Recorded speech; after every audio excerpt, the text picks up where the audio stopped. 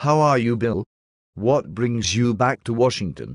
Well, ever since you did me that favor sending my wife all over the world, it really cleared my head.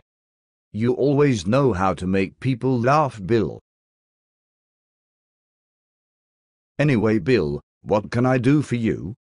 The reason I am here is to offer some advice for the 2012 election. I appreciate that, but I am in good shape.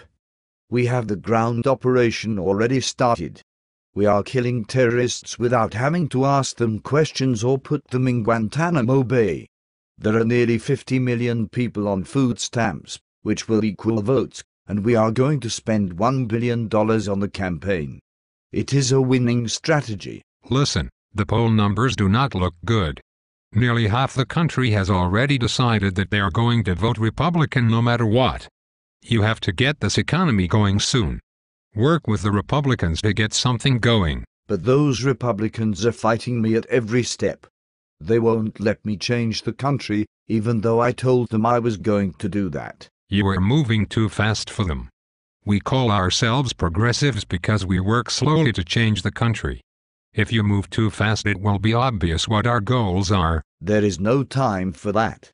I said I was going to fundamentally change this country, and that is what I am going to do.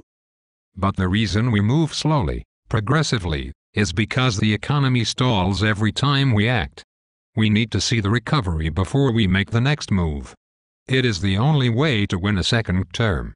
The economy has to look somewhat healthy, Barack. But the rich need to pay their fair share. If we could raise taxes on them, we could extend unemployment benefits. Then all of those people will vote for me. Seriously? Everyone knows you cannot raise taxes during a recession. You even said it yourself. And people cannot have this false hope that they are going to get more money without working harder. It is a recipe for disaster. But that is my base. Even if we don't get the tax raises, it still makes people think that it's not fair how much money rich people have. We win either way because they will vote for me out of anger and resentment towards the rich. I hear you, but the constant threat to raise taxes is scaring business owners from hiring people. It is killing the economy. If you know that you cannot raise taxes in a recession, just stop talking about it. You also need to start working with Congress and cut spending. We are going to look like Greece soon if our deficit keeps growing. Surely you can agree with Republicans on that at least. If we cut back on spending, there will be no reason to demand more taxes. If the economy does get worse, it will make more people angry at the rich, and it will help my re-election. Again, this is all going as planned. This is a recipe for chaos. There are people camping in parks all over the country now waiting for some magical paycheck somehow. They are making our party look like extremists. I am a community organizer, those are my people. I was nervous about the poll numbers and the Tea Party message getting out, so I sent them out early.